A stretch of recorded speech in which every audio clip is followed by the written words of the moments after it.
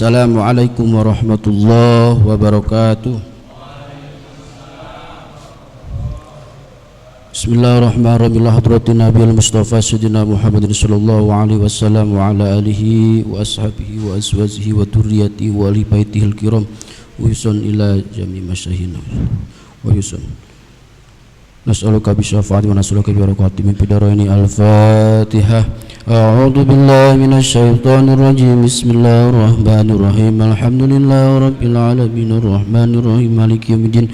Iyyaka na'budu wa iyyaka nasta'in ihdinas siratal mustaqim siratal ladzina an'amta 'alaihim ghairil maghdubi 'alaihim waladdallin.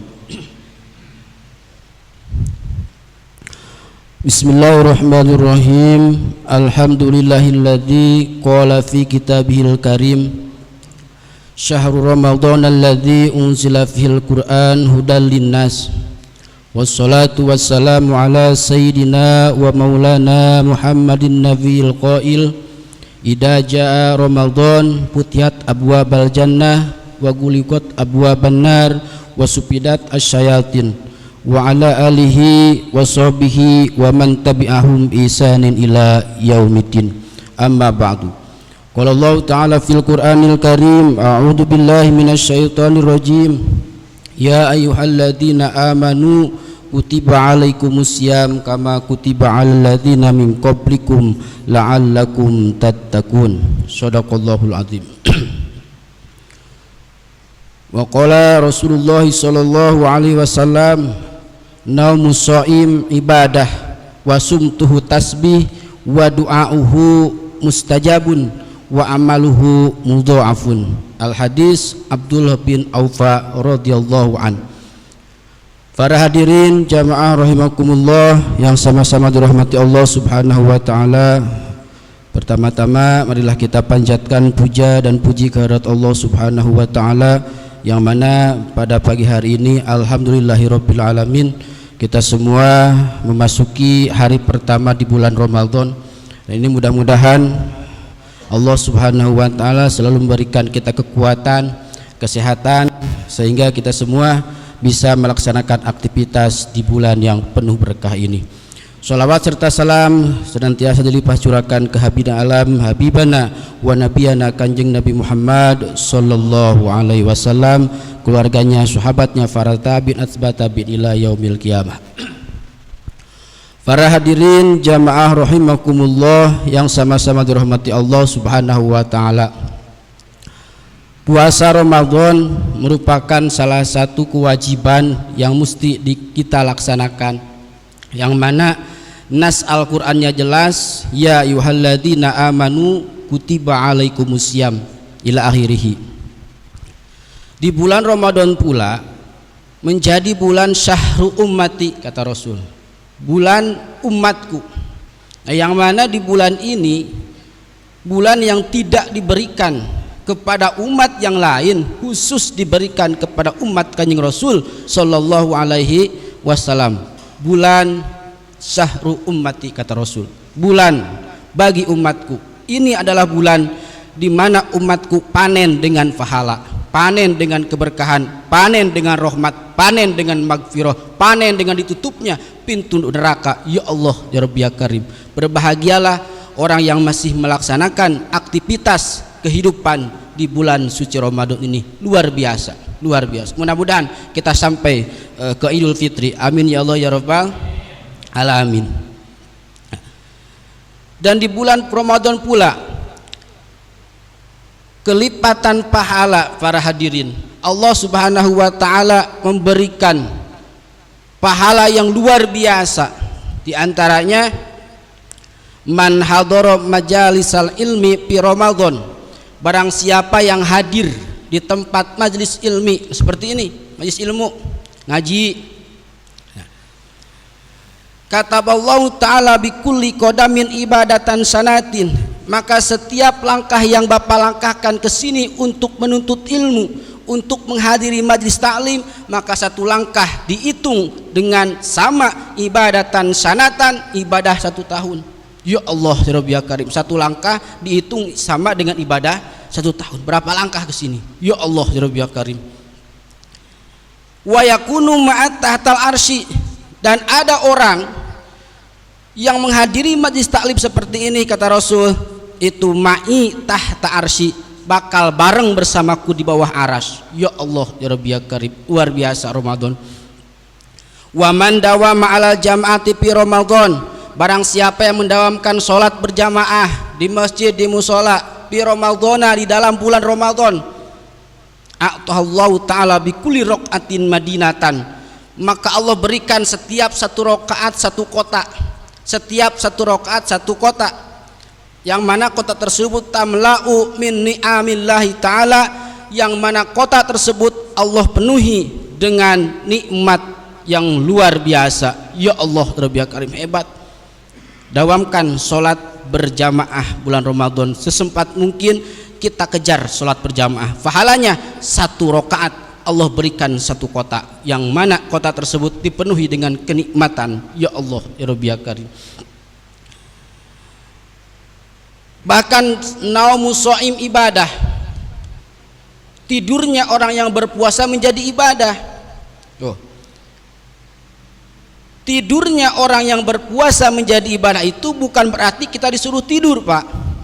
Dari habis subuh tidur, bangun-bangun maghrib, ya. Nah itu bukan tidur, itu malah latihan meninggal, latihan mati.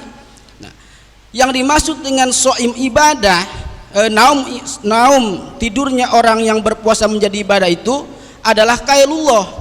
Kan disunatkan kita untuk mengerjakan qailullah, artinya tidur sebelum zuhur. Jam 11, jam 10, setengah 12, jangan begitu adzan tidur, wah bangun-bangun asar. Nah itu kan qailullah, tidur itu kan dibagi. Nah diantaranya qailullah nih yang mendapatkan pahala. Jam 10, jam 11 niatkan tidur tersebut supaya bisa menjadi kekuatan nanti untuk melaksanakan qiyamul lail dan sahur. Nah ini menjadi ibadah, bukan yang full tidurnya seharian karena puasa, bukan, tapi tidurnya orang yang berpuasa dengan niat dan tujuan supaya nanti malam kuat melaksanakan qiyamul lail dan kuat untuk melakukan sahur. Maka naumus shaim ibadah, tidurnya orang yang puasa itu menjadi nilai ibadah. Wasumtu tasbih, diamnya orang yang berpuasa, diam, gak banyak ngomong, maka itu tasbihun, Allah hitung dengan tasbih. Ya Allah ya Rabbi Karim, diamnya. Wa du'auhu mustajabun, dan doa orang yang berpuasa itu mustajabun, diijabah, baik urusan dunia maupun ukhrawi. Insyaallah Allah ijabah doa yang akan kita pinta. Malam Ramadan, siang Ramadan menjadi kunci kita dibukakan pintu ijabah. Inilah mustajabun. Dan wa amaluhu mudha'afun, dan setiap pekerjaan amal soleh mudha'afun, itu dilipat gandakan pahalanya. Ya Allah ya Rabbi Karim, inilah masalah tentang fadilah di bulan Ramadan. Nah, lalu bagaimana Allah Subhanahu wa taala kok bisa mewajibkan kepada kita untuk melaksanakan puasa Ramadan? Nah, jelas nasnya ya ayyuhalladzina amanu. Tapi perlu diketahui para hadirin bahwa dijalankannya syariat puasa Ramadan dulu, kalau kita buka sejarah, Anallaha ta'ala khalaqal aqla, Allah menciptakan akal. Dulu Allah menciptakan akal. Setelah Allah menciptakan akal, fa'aqbala, Allah ciptakan akal, kata Allah, wahai akal menghadaplah. Fa'aqbala, akal menghadap. Setelah diciptakan, sumaqala adbir fa'adbaro. Setelah begitu Allah bertanya kepada akal, wa ya aqlu man anta wa man ana, siapa engkau dan siapa aku. Ya Allah ya Rabbi Karim, akal ditanya apa dulu ketika diciptakan? Man anta wa man ana, wahai akal, siapa engkau dan siapa aku? Akal menjawab, anta rabbi wa ana abdika dhaif, engkau adalah Tuhanku dan aku adalah hambamu yang lemah. Ini akal. Ya aqlu ma khalaqta khalqan a'ajja minka, Wahai akal, kata Allah, aku tidak menciptakan makhluk yang lebih mulia daripada engkau. Makanya akal menjadi mulia karena dalam hal penciptaannya pun akal mengakui bahwa dirinya adalah dhaif. Makanya orang yang berakal itu sehat. Orang yang berakal, kan kita orang berakal tuh, peci ditaruh di atas, enggak di bawah. Nah kalau di bawah berarti kurang akal. Makanya akal sehat. Nah ketika berakal maka wajiblah berpuasa. Salah satunya adalah menjadi syarat puasa. Setelah begitu Allah menciptakan akal dan mengakui akal sebagai hamba yang dhaif, maka akal ditaruhlah di manusia, akal. Summa khalaqallahu ta'ala nafsu. Setelah Allah beres menciptakan akal, maka Allah menciptakan nafsu, Pak. Menciptakan nafsu. Nafsu diciptakan. Nafsu yang ada dalam diri kita ini dulu penciptaannya seperti ini. Begitu diciptakan nafsu, jadilah nafsu akbil falam tujib. Ya nafsu, menghadaplah. Maka nafsu tidak mau menghadap kepada Allah. Falam tujib. Summa qala, terus ditanya oleh Allah nafsu, ya nafsu, man anta wa man ana. Wahai nafsu, siapa aku dan siapa engkau? Siapa engkau dan siapa aku? Nafsu menjawab, ana wa anta. Engkau, aku. Tidak mengakui. Karena tidak ada pengakuan dari nafsu, maka Allah fa'adzabaha binari jahannam mi'ata sanatin. Allah siksa itu nafsu, dimasukkan ke dalam neraka jahanam mi'ata sanatin, 100 tahun. Karena tidak mengakui sebagai hamba, maka si nafsu oleh Allah digodok dalam neraka jahanam selama 100 tahun. Beres 100 tahun, summa akhrajaha, terus Allah mengeluarkan itu nafsu dari neraka jahanam. Lalu kembali dipanggil itu si nafsu, ya nafsu, man anta wa man ana. Ditanya kembali, siapa engkau dan siapa aku? Pak Jabat kal awal, si nafsu menjawab seperti semula, anak-anak wa anta. Sudah digodok 100 tahun masih belum mengakui. Ini si nafsu. Ya Allah Rabbi ya Karim, belum ada pengakuan, sudah dimasukkan ke neraka 100 tahun tapi belum ada pengakuan. Inilah nafsu. Kata Allah, summa ja'alha finnari ju, terus Allah memasukkan kembali itu si nafsu ke neraka lapar. Kemarin dimasukkan 100 tahun ke dalam neraka jahanam tidak mengakui. Sekarang aku masukkan, kata Allah, ke dalam neraka ju, neraka lapar. Nafsu dimasukkan, disiksa, gak dikasih makan, gak dikasih minum. Nafsu dimasukkan ke dalam neraka lapar. Berapa tahun? Mi'ata sanatin, 100 tahun. Si nafsu dimasukkan 100 tahun ke dalam neraka lapar. Pasa abalaha faqartu bi annal abdahu annahu rabbi. Setelah dimasukkan ke dalam neraka ju 100 tahun, maka nafsu kembali ditanya oleh Allah, ya nafsu, man anta wa man ana. Siapa engkau dan siapa aku? Baru setelah dimasukkan ke dalam neraka lapar, maka si nafsu mengakui, engkau adalah Tuhanku dan aku adalah hambamu. Ya Allah Rabbi Karim. Nafsu, Pak. Jadi nafsu itu kalau enggak lapar itu enggak akan mengakui. Makanya ibadah yang paling hebat itu puasa. Nah, ketika kita puasa, otomatis nafsu kita berkurang. Nafsu itu lil ibarat seperti kuda. Kendalinya yaitu puasa.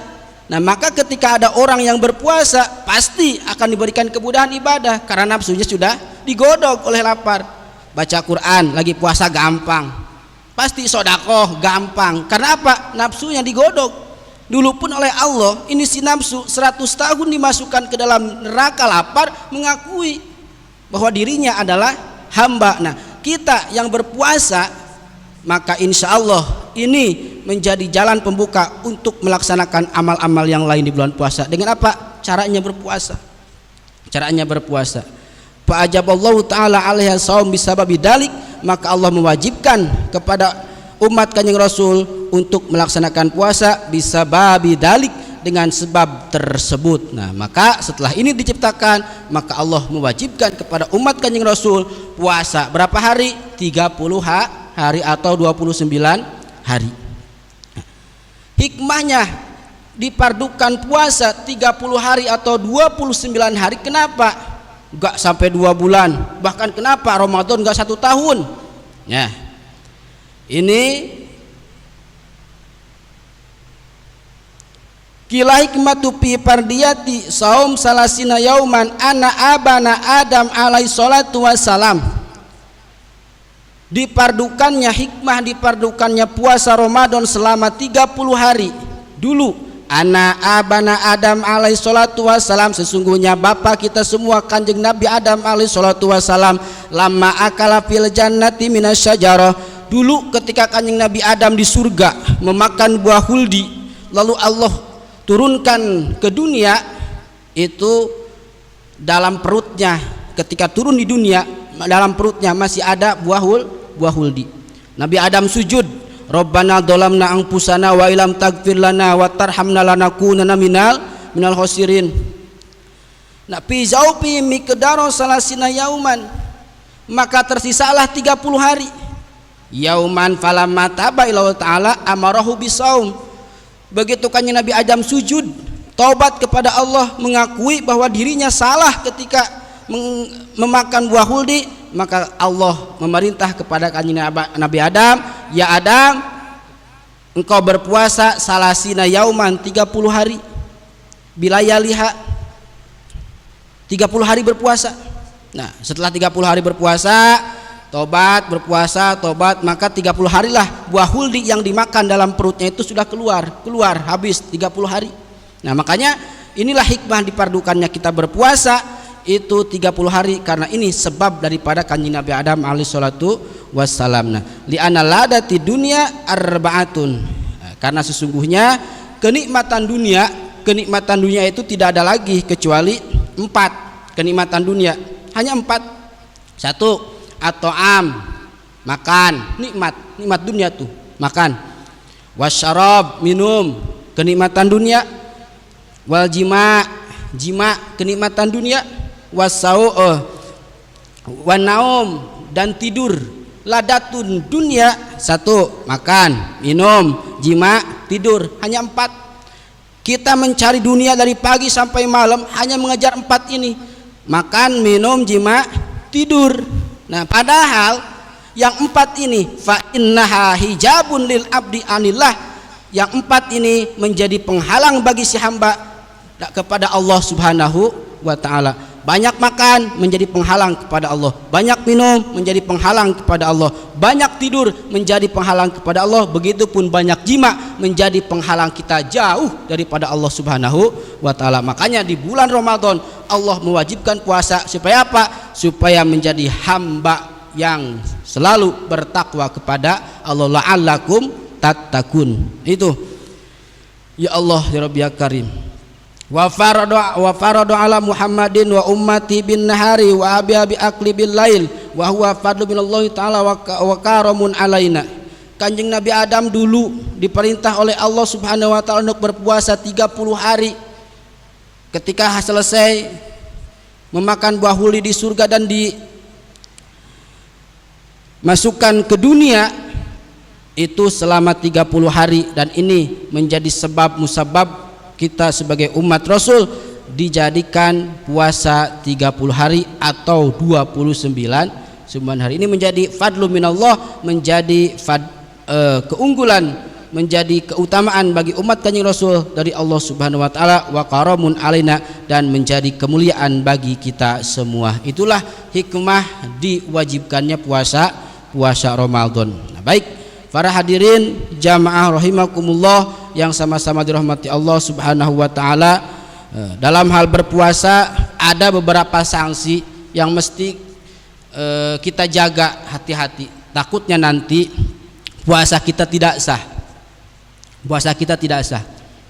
Dalam fikih itu, dalam hal berpuasa itu ada yang disebut qadha, ada yang disebut imsak. Dalam fikih qadha artinya membayar hutang. Imsak artinya menjaga, seolah-olah ia berpuasa padahal hakikatnya tidak berpuasa. Ini ada sanksi bagi orang yang berpuasa di bulan Ramadan. Satu, ya wajib qada, ya wajib imsak. Wajib membayar puasa Ramadan di bulan selain Ramadan, dan di bulan Ramadan pun di hari itu ia wajib berpuasa layaknya orang berpuasa padahal tidak puasa. Imsak disebutnya. Wajib meneruskan puasa seperti layaknya orang yang berpuasa, dan wajib meninggalkan perkara yang membatalkan puasa seperti layaknya orang yang berpuasa tapi hakikatnya ia tidak berpuasa. Imsak disebutnya. Tuh, ya wajib qada, wajib imsak. Ada golongan wajib qada, wajib imsak. Wajib membayar hutang puasa Ramadan di bulan berikutnya, dan di hari itu ia wajib imsak. Tuh, ini yang perlu kita jauhi supaya kita tidak terkena sanksi ini. Yang pertama, wa yajibum al qada al imsaku li saumin fi sitatin mawadi. Ada 6 perkara yang wajib qada, wajib imsak. Yang pertama, al awalu fi ramadan la fi ghairi ala mutaadin bi fitrihi. Tuh, wajib qada, wajib imsak. Orang yang buka puasa dengan sengaja tanpa ada rukhsah, tanpa ada udur. Orang yang berpuasa di bulan Ramadan kena sanksi qada dan kena sanksi imsak itu buka puasa sengaja tanpa ada udur dan tanpa ada rukhsah, tanpa ada kemurahan. Nah, contoh gini, Bapak tanggal 1 nih hari ini puasa. Nah, duhur, saya mah gak kuat kalau gak minum, pengen minum, akhirnya minum. Minum kan ini buka puasa tanpa ada sebab sakit enggak, musafir enggak, pokoknya minum atau ngopi. Nah, kekuatannya di situ yang menjadi tolak ukur. Bapak perlunya di situ apa? Kalau Bapak di situ perlunya minum doang, ya sudah minum doang. Sok minum, udah saya nggak kuat, minum 1 gelas, selesai. Jangan ngerokok, apalagi makan, selesai 1 gelas kebutuhannya misalkan. Nah, maka nanti setelah Bapak selesai minum 1 gelas, terus nanti Bapak nggak boleh makan, nggak boleh minum kembali. Sama dengan orang yang berpuasa tidak boleh melaksanakan hal-hal yang membatalkan puasa. Sampai kapan? Sampai maghrib. Nanti wajib qada. Puasa buka puasa dengan sengaja. Atau bagaimana kalau seperti ini, jam 12, saya pengen ngopi 1 gelas, selesai ngopi ngerokok sebatang. Nah, ngerokok sebatangnya double dosanya karena tadi tidak ada kebutuhan ngerokok. Atau saya pengen makan, gak kuat pengen makan 1 piring, nambah minum, dosa minumnya. Ya Allah, dari pikir sampai seperti itu. Makanya kalau mau dipraktekkan ini Pak, Bapak kebutuhannya apa? Saya pengen makan, pengen minum, habis minum ngopi, ngerokok, udah selesai. Tapi saat itu juga kekuatannya. Jangan sampai jam 12 minum, asar minum lagi, jam 5 ngopi lagi. Nah, maka ini double dosanya. Maka ketika kebutuhan kita ukurannya seperti itu, maka ini imsak, wajib meneruskan puasa, wajib qada di bulan berikutnya. 1 ya. Yang kedua, wajib imsak dan wajib qada. Wasani ala tarikin niyati lailan fil fardi. Meninggalkan niat puasa di malam hari dalam puasa fardu, puasa Ramadan. Tuh, meninggalkan niat puasa, tidak membaca niat, tidak niat puasa di malam hari, baik amdan, sengaja, au nasyan, atau lupa. Nah, maka wajib qada, wajib imsak. Hati-hati niat puasa nawaitu sauma godin an ada ifardhi syahri ramadhani hadisanati fardulillahi ta'ala. Nah, itu membuka niat, tapi itu talafud niat, mengucapkan niat. Adapun niat biqalbi, adanya dalam hati. Kalau bapak mengucapkan nawaitu sauma godin adai pada syahri ramadhani hadai sanati lillahi ta'ala, hati tidak mengucapkan niat, maka tetap niat ini enggak dihitung karena itu bukan niat, itu talafud disebutnya. Niat itu dalam hati. Ya udah dalam hati, niat saya puasa Ramadan esok hari fardu karena Allah, jadi enggak mesti di nawaitu sauma godin. Nah, itu mah sunat mengucapkan itu mah. Yang wajib itu niat ada dalam hati, ya, dalam hati. Nah, orang yang nggak niat di malam hari itu bisa kena sanksi kodok, kena imsak. Contoh gini, habis subuh bapak baru ingat, nih hari ini nih baru ingat, wah semalam saya nggak niat puasa, berarti lupa. Nah, baik lupa atau disengaja, maka bapak wajib hari ini meneruskan puasa Ramadan sampai kelar, sampai maghrib. Hakikatnya bapak nggak puasa, tapi bapak nggak boleh melakukan hal yang membatalkan puasa. Maka nanti karena bapak meninggalkan niat di malam hari, maka wajib nanti di bulan berikutnya bapak wajib kodok. Paham ya? Wajib hati-hati niat. Di Imam Syafi'i niat itu wajibnya tiap malam tuh wajib niat. Dari mulai kapan? Setelah maghrib sampai mau subuh, sampai imsak, sok niat. Kalau sudah lewat subuh berarti sudah nggak jadi niatnya, berarti sudah nggak jadi puasanya. Bapak baru aja makan, buka puasa nanti sore, udah makan, niat saya puasa esok hari bulan Ramadan karena Allah, jadi pak, jadi setelah melaksanakan buka atau setelah tarawih atau lagi sholat, nggak apa-apa, gak masalah. Toh sholat kita itu ngelantur kemana-mana pikirannya, daripada kemana-mana ngelantur mendingan niat puasa, jadi nggak masalah. Sok. Atau lagi jima pun sama, lagi jima nawaitu saum, nah nggak apa-apa, nggak masalah, sok, nggak masalah, bebas. Yang penting nih niat di malam hari. Lalu ada pertanyaan, setelah tarawih kan biasanya kita baca nawaitu sauma godin, udah niat, tapi barengi dengan hati ya, bukan lisan doang. Barengi lisan mengucapkan nawaitu sauma godin, hati mengatakan niat saya puasa esok hari, jadi. Nah begitu selesai itu niat, pulang ke rumah malam bapak jima, ya kan?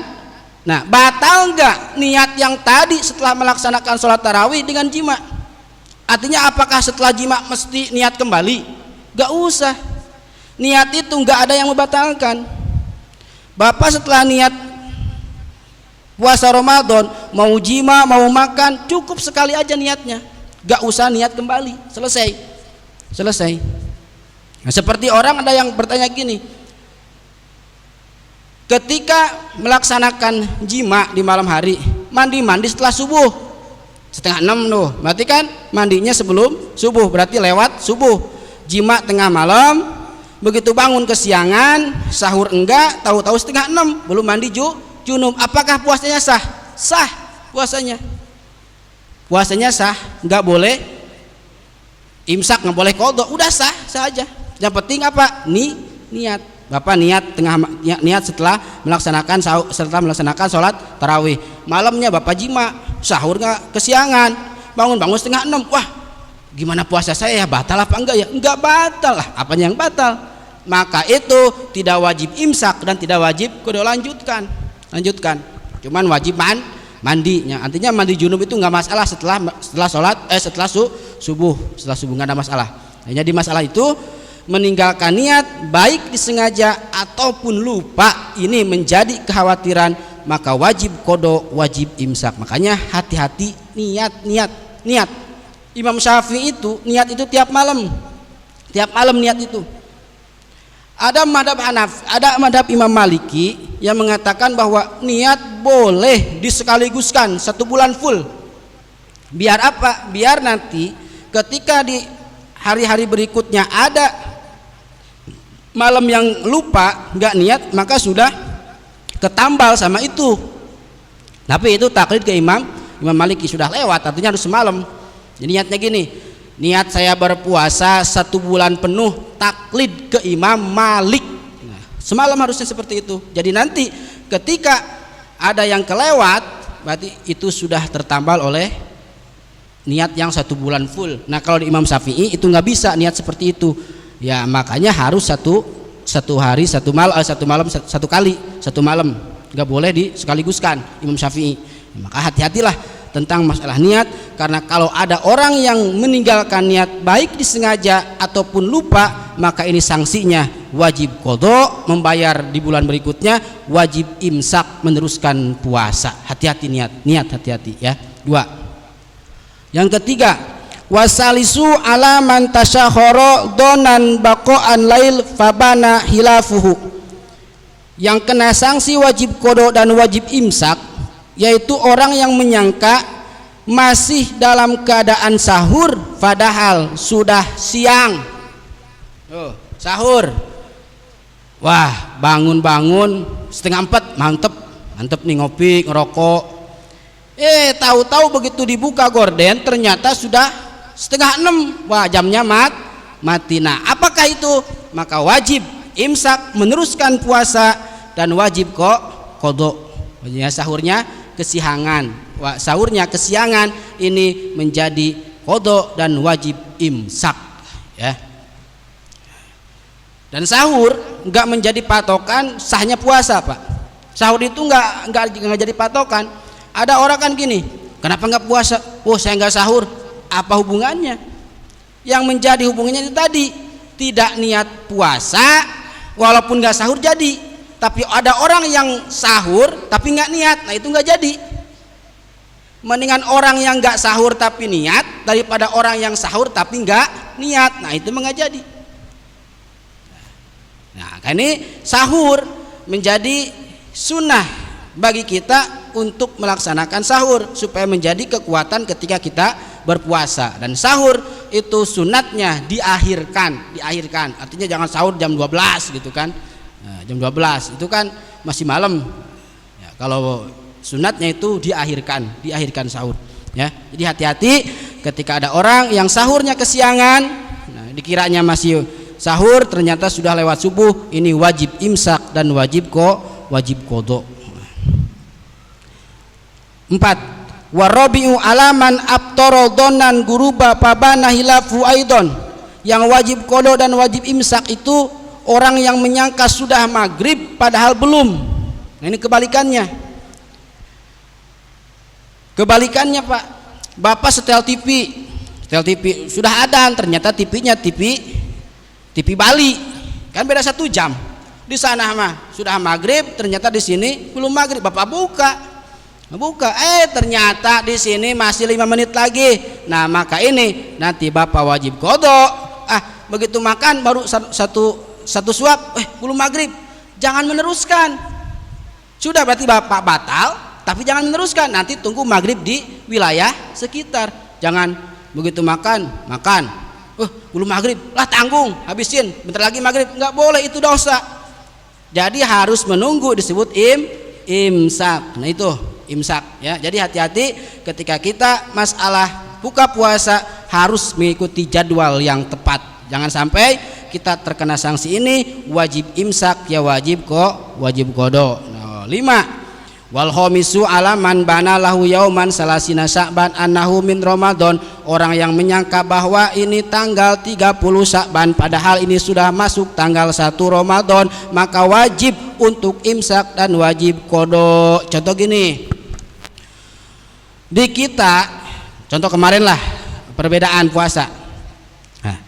Ini masalah keyakinan sebenarnya. Ada orang yang menyangka ini tanggal 20 Sya'ban, tanggal 20 Sya'ban, 29 Sya'ban, padahal sudah masuk tanggal 1 Ramadan. Atau ini masih tanggal 30 Sya'ban padahal sudah 1 Ramadan. Berarti kan Bapak nggak puasa, sangkaan Bapak ini masih dalam bulan Sya'ban. Dari pagi sampai duhur udah ngopi biasa aja, udah makan. Ternyata jam 12 siang ada kabar bahwa hari ini tanggal 1 Ramadan. Nah, maka yang wajib dilaksanakan Bapak pada saat itu, Bapak dari jam 12 sampai maghrib itu imsak, gak boleh makan minum, sama seperti orang yang berpuasa. Nah tapi nanti Bapak wajib qadha. Nah seperti itu. Ada lagi seperti ini kasus, andai kata Perbedaan di Indonesia sama luar negeri kan beda. Ada yang 7 jam, 8 jam kan. Nah, ini contoh gini, contohlah. Bapak berangkat dari sini, misalkan umroh berangkat dari sini tanggal 28 Ramadan. Tanggal 28 Ramadan Bapak berangkat umroh. Sampailah di Mekah atau di Madinah itu pasti 1 hari. Berarti Bapak sudah masuk tanggal 29. Ternyata di Mekah, di Arab itu sudah lebaran. Nah, 29 hari sudah lebaran. Berarti Bapak puasa berapa hari? 28 hari kan di Indonesia. Terbang ke Arab 29 hari, pas besok langsung lebaran. Nah, apakah Bapak di situ mesti puasa di hari itu? Apa mengikuti di sana lebaran? Nah, maka di situ wilayahnya adalah lebaran, maka Bapak wajib ikut lebaran, nggak usah puasa. Kenapa nggak usah puasa? Karena ngikutin di situ. Nah, karena Bapak puasanya 28 hari kan? Karena di dalam Hijriah itu nggak ada bulan 28, pasti 29. Karena Bapak puasa 28 hari, begitu datang ke Arab sudah lebaran dan 29 hari menjadi hari lebaran, Bapak puasa 28 hari, berarti Bapak punya utang 1 hari kodok. Paham? Punya utang 1 hari kodok karena Bapak puasa 28 hari. Nah, karena di Hijriah nggak ada bulan itu 28, pasti 29 paling minim. Nah, beda lagi dengan kasus ini. Bapak puasa 29 hari di sini. Lebaran sudah ditentukan. Ini 30 hari. 29 hari itu puasa. Terbanglah ke Mekah. Hari itu juga. Pas lebaran, ya sudah Bapak ikutin lebaran karena Bapak sudah sudah melaksanakan puasa 29 hari. Nah, itu hitungannya. Sama halnya dengan sholat, Pak. Sholat pun sama seperti itu. Sholat. Bapak sholat nih. Bapak dari sini sudah sholat maghrib misalkan. Terbanglah ke Medan atau ke Aceh. Habis maghrib. Ternyata di sana masih 5:30. Contoh misalkan. Apakah Bapak di situ begitu nanti maghrib wajib sholat nggak maghrib? Kan di sini udah terbang ke Aceh masih 5:30, setengah jam lagi maghrib. Nah, datanglah maghrib, Bapak sholat maghrib nggak di situ? Sholat maghrib, Pak, karena mengikutin wilayah. Wajib tuh, wajib sholat maghrib kembali wajib karena ngikutin wilayah. Saya ingat kisah Syekh Holil, Pak, Syekh Holil Madura Bangkalan yang sering kita ziarahi. Syekh Holil dalam manakibnya disebutkan Syekh Holil ngobrol dari jam 5:30 habis duhur, ngobrol aja. Tahu-tahu udah 5:30 mau maghrib. Ya Allah ya Rabbi Karim, gak kerasa kita ngobrol sampai 5:30 kita belum melaksanakan sholat asar. Syekh Holil tuh. Nah, Syekh Holil itu ngomong itu bukan kayak kita ngobrol di janda, ngobrol apa bujana, enggak.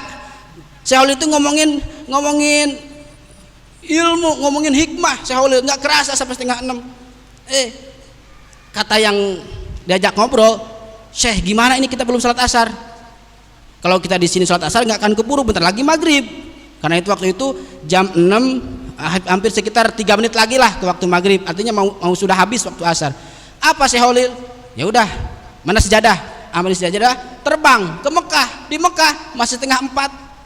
Yuk karomah Syekh Holil. Akhirnya mana sholat di Mekah, sholat asar baru 3:30. Ya Allah Rabbil Karim, inilah karomah Syekh Holil. Nah, bicara dari sini, ketika kita di mana tempat di situ, maka kita wajib melaksanakannya. Contoh tadi kita sudah sholat asar di sini, terus datang ke satu daerah masih belum asar, maka ketika nanti masuk asar wajib kita melaksanakan sholat asar kembali. Nah, seperti itu. Sama dengan puasa seperti itu. 6 yang terakhir, wasadisu alaman sabaqahu maun mubalaghah mimud gomatin wastin syakin. Orang yang wajib kodok, wajib imsak itu orang yang ketika wudhu mudmadoh itu menghirup air ke dalam hidung, itu kan sunat tuh dalam wudhu menghirup, atau kumur-kumur dalam wudhu, ternyata ada air sedikit ketelan, nah kayak itu menjadi batal. Nah, karena ini keteledoran kita dalam wudhu itu pun yang sunat, maka ketika ada air masuk berarti menjadi batal wudhunya, menjadi batal puasanya, wajib qadha, wajib imsak, wajib meneruskan puasa, wajib untuk membayar qadha. Ya, beda dengan mandi junub, Pak. Mandi junub. Kan dalam hal ini, dalam fikih itu kan mudmadon atau mubalaghah, menghirup air, terus kumur-kumur, itu kan dalam sunat wudu itu sunat hukumnya. Artinya ketika sunat itu datang ke wajib. Puasa kan wajib. Artinya kita wajib untuk menjaga diri dari hal-hal yang membatalkan puasa. Itu sunat, perkara sunat ketika kita teledor, maka itu menjadi batal. Contohnya ini, menghirup air atau kumur-kumur itu batal. Beda lagi dengan mandi junub. Karena mandi junub sifatnya wajib. Wajib kan mandi junub? Wajib. Nah, ketika kita mandi wajib, mandi junub di bulan puasa, contoh Bapak jima malam, begitu adus setengah 6, berarti kan sudah masuknya waktu puasa kan, mandi, wajib mandi. Begitu lagi mandi junub, ada air yang masuk, baik ke hidung, baik ke telinga, baik ke dubur, baik ke mulut, tapi nggak disengaja. Nah, maka itu nggak batal. Kenapa? Karena Bapak melaksanakan perkara yang wajib. Apa yang wajib? Mandi junub. Mandi junub. Beda dengan hal ini, Bapak lagi puasa, Bapak langsung loncat ke kolam mandi. Nah, ada air masuk, nah sama seperti ini. Wajib imsak, wajib qodho. Karena mandinya mandi sunat. Bapak hari Jumat kan sunat mandi, mau Jumatan kan. Nah, begitu ada air masuk, nawaitu gusa liyaumil jum'ah, ada masuk air ke telinga atau ke hidung, ya tani, maka ini berlaku wajib qodho, wajib imsak. Kenapa? Mandinya adalah mandi sunat, bukan mandi wajib. Nah, seperti itu, paham ya? Nah, baik para hadirin jamaah rahimakumullah yang sama-sama dirahmati Allah Subhanahu wa taala. Mungkin itu saja yang bisa saya sampaikan pada pagi hari ini. Mudah-mudahan ada manfaatnya dan mudah-mudahan kita semua ada dalam ridho dan lindungan Allah Subhanahu wa taala di bulan yang penuh hikmah ini. Amin ya Allah ya rabbal alamin. Baik, sebelum saya tutup, ada pertanyaan tentang masalah qodho dan imsak. Mangga.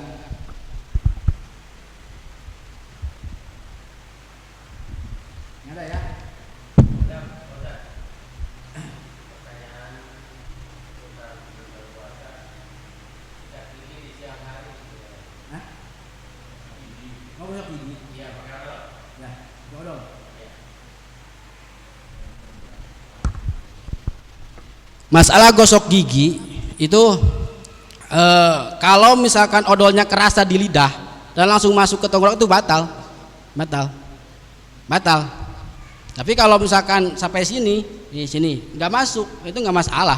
Cuman jangan sampai, kan kalau gosok gigi ada kerasa nggak di lidah, nah itu batal karena ada rasa. Kan itu disengaja. Apalagi kalau sampai masuk kumur-kumur, puruk, nah itu ada, walaupun ada air setetes masuk ya batal. Nah, kalau mau gosok gigi ya usahakan sebelum subuh. Tapi nggak masalah sih, ngapain gosok gigi? Bau mulutnya orang yang berpuasa itu kalmis seperti bau misik. Itu kan bukan bau jigong, Pak, bau misik itu. Nggak masalah. Artinya kalau mau gosok gigi nggak usah pakai odol. Ya, kalau siang hari nggak usah pakai odol. Kalau pakai odol mah kan ada rasanya itu. Nah, dikhawatirkan itu odolnya masuk tertelan. Ya, cukup ya. Ada lagi? Ya.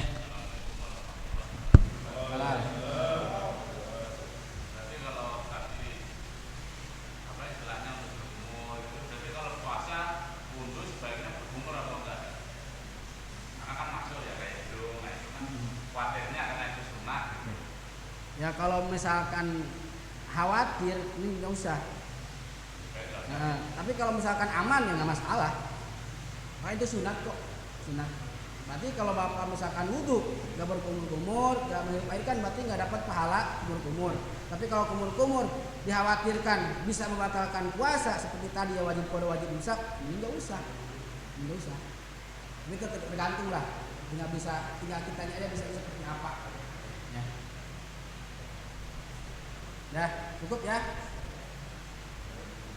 Nah, dari baik para hadirin jamaah rahimakumullah yang sama-sama dirahmati Allah Subhanahu wa taala, kita cukupkan pengajian pada pagi hari ini sampai sini. Insyaallah kita sambung di minggu berikutnya.